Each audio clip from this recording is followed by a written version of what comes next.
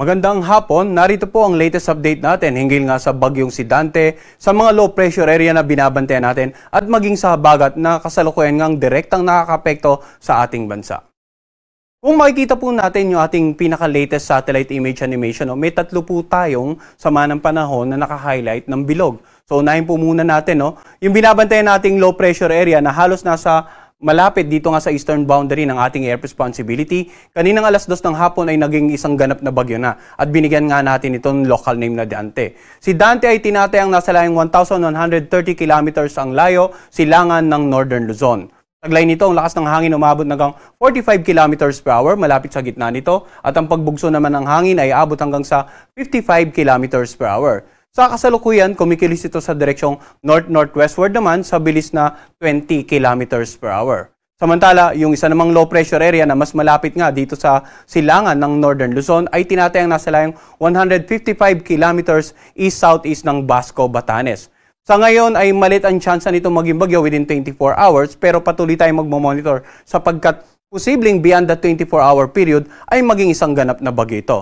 Ang senaryo natin dito sa low pressure area na malapit nga sa Northern Luzon, posibleng kumilos ito patungo dito sa may extreme Northern Luzon, lumabas nga ng northwestern boundary ng ating air responsibility at dito pa lang sa West Philippine Sea siya magiging ganap na bagyo. Yun po yung senaryo number 1 natin.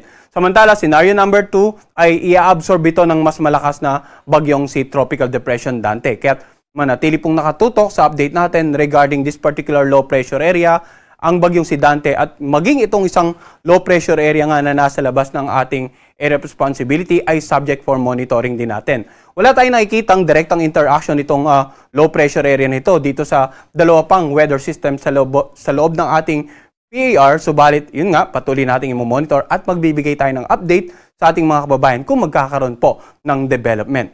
So unahin po muna natin ano nga ba yung senaryo, yung pagkilos na inaasahan natin sa bagyong si Dante sa susunod na 3 hanggang 5 araw. So sa pinaka-latest forecast track ng Pag-asa, ayon sa Tropical Cyclone Bulletin na pinalabas nga ngayong hapon, makikita natin yung tinatayang sentro ni Dante, napakalayo pa po sa kalupaan ng ating bansa. Subalit, bukas ng hapon, inaasahan natin ito na halos kikilos ito ng pahilaga, more to the north at sa layong 990 kilometers east of extreme Northern Luzon. Inaasahan din natin na from tropical depression ay posible itong maging tropical storm in the next 24 hours. Samantala, sa darating naman na Huwebes ng hapon, inaasahan na ito na kikilos naman ito pa hilagang kanluran at by that time ay nasa 735 kilometers na silangan ng Itbay at Batanes, tropical storm category pa rin. Sa darating naman na Biyernes, inaasahan natin itong tuluyan ng nakalabas ng ating area of responsibility. So yung paglabas dito sa northern boundary ng PAR, inaasahan po natin sa pagitan ng Huwebes ng gabi hanggang Biyernes ng madaling araw. So generally, kahit tingnan po natin yung area of probability, yung parang apa sa paligid ng center track, pinapakita po nito na malit ang chance mag-landfall o direktang makapekto sa anumang bahagi ng ating bansa. Subalit sa ganitong mga panahon, kapag may mga bagyo po tayo na nandito nga sa Pasipiko, karagatang Pasipiko, at hindi nagla-landfall, bagkos kumikilos, either patungo sa dulong Hilagang Luzon, patungo sa Taiwan, or dito sa northern boundary ng ating area of responsibility, very favorable yan para patuloy na mapag-iba yung habagat na siya magpapaulan nga sa ating bansa. So ano nga ba yung inaasahan natin or ano yung scenario in terms of pag-ulan naman ng habagat nitong mga nakalipas na 3 araw? Mapapansin po natin dito sa ating antecedent rains simula po nung Sabado, Linggo at kahapon nga, yung malalakas na pag-ulan ay halos nandito sa kanlurang bahagi ng Luzon at ilang bahagi ng Visayas at Mindanao.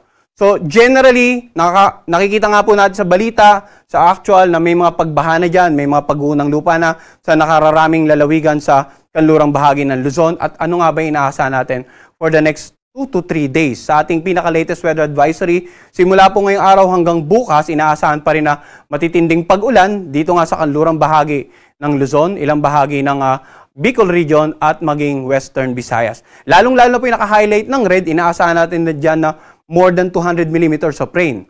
100 to 200 millimeters of rain naman sa orange, samantala dito sa mga naka-highlight ng yellow, 50 to 100 millimeters of rain. So ano nga ba ibig nating ipahiwatig sa ating mga kababayan? Pinakita natin kanina during the past 3 days na matitindi na yung pag-ulan na naranasan halos sa mga naturang lalawigan, same areas. At kung uulanin pa ito, within the next 24 hours as well as within the next 48 to 72 hours, nandiyan pa rin yung pagbanta ng mga pagbasa low-lying areas. Magiging mabagal ang paghupa ng mga baha, nandiyan pa rin yung posibleng pag-apaw ng mga ilog, at nandiyan pa rin po yung banta ng pagguho ng lupa, lalong-lalo na kung ilang araw nang umuulan, saturated na yung mga kalupaan, malambot na po yung mga kalupaan sa bahaging bundok, kaya't mag-ingat po yung mga kababayan natin, lalong-lalo na sa mga lalawigan ngang nabanggit natin, nasa kanlurang bahagi ng Luzon, ilang bahagi ng Visayas at ng Southern Luzon area.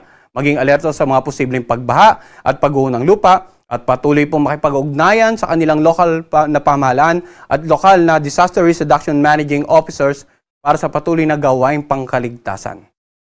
Samantala, yung pinagbugsong habagat naman, dahil nga dito sa nagdaang bagyong Krising at yung potential na magiging bagyo aside from Dante ay patuloy ding magdudulot ng mga pagbugso ng hangin.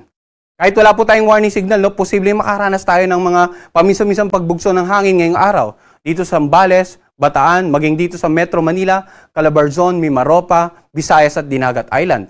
Bukas naman mga pagbugso ng hangin sa Ilocos Region, Zambales, Bataan, Bulacan, Metro Manila, Calabarzon, ganun din sa Mimaropa, sa buong Visayas, maging dito sa may bandang Mindanao area, no? Zamboanga del Norte, Misamis Occidental, Lanao del Norte, Camiguin at Dinagat Island. Hanggang sa darating na Huwebes, may inaasahan pa rin tayong pagbugso ng hangin sa nakararaming bahagi ng Luzon at ilang bahagi po ng Visayas at ng Mindanao area. So pag may pagbugso tayo ng hangin, posibleng makapagpatumba ng mga ilang uri ng mga pananim, posible ring magdulot ng maalon karagatan. Kaya hanggat maaari, huwag muna po malawat yung mga kababayan natin. Dito nga sa northern at saka western seaboard ng ating bansa, no? O iba yung pag-iingat kung papalaot, lalong-lalo na yung mga kababayan nating mangingisda at yung mga may maliit na sakayang pandagat, sapagkat kahit wala pong bagyo, yung bugso ng habagat ay pwede ring magdulot ng katamtaman hanggang sa maalong karagatan. Samantala, yung mga pag-ulan naman na naranasan natin locally, may ini-issue po ang ating mga Pag-asa Regional Services Division, mga tinatawag nating localized rainfall or thunderstorm advisory. At kanina nga alas 5 ng hapon, meron po tayong nakataas na orange rainfall warning dito sa Metro Manila, maging sa mga karatig lalawigan, no? Ganon din sa yellow rainfall warning dito pa sa ilang bahagi ng Central Luzon at ilang bahagi nga ng Southern Luzon area. Kapag may orange rainfall warning tayo, nandiyan pa rin yung banta ng pagbaha. May mga pag-ulan pa rin tayong monitor at posible pa rin tayong makaranas ng mga pag-ulan in the next 3 hours. So ang ating pong mga localized rainfall advisory ay pinapalabas every 3 hours. Ang effectivity ay hanggang 3 oras lamang. Ibig sabihin, continuous monitoring. Nasa field po ito ng tinatawag nating nowcasting or yung pagpe-predict ng weather over a shorter period of time, usually hanggang 3 oras lamang, at ina-update kung magkakaroon pa ng pagbabago, kung mamaintain yung forecast, or kung ililip na po itong localized warning. Kaya pinapayawan din po natin, aside sa tropical cyclone bulletin, aside sa weather advisory, aside sa mga posibleng gale warning sa mga susunod na araw, i-monitor din po natin yung mga localized rainfall at thunderstorm advisory. Huling pakiusap na lamang po namin dito sa Pag-asa, no? Dahil nga may mga sama ng panahon, hindi rin po maiwasan na nagkalat yung mga nagpo-post ng mga fake news, mga from unverified sources, no? Gaya nga po nitong nakikita nyo at nagbanggit na may posibleng 6 na bagyo sa darating na Huwebes. So muli po, nakikiusap po kami as much as possible, iwasan po natin mag-share ng mga ganitong masyadong exaggerated na information, no? Bagamat may binabantayan tayong bagyo, pero not to this point naman po. Makikita natin halos ginamit pa yung official logo ng Pag-asa, no? I-share lang po natin ang any weather or climate-related information mula sa official Facebook account ng Pag-asa na nakikita nyo po dito sa portion nito. So muli, as much as possible, iwasan po natin mag-share ng mga ganitong fake news, unverified sources, from unverified sources sa ating social media account. Ang susunod po nating update sa bagyong si Dante papalabas mamayang alas 11 ng gabi at yan po muna latest mula dito sa Pag-asa Weather Forecasting Center. Magandang hapon po sa inyong lahat.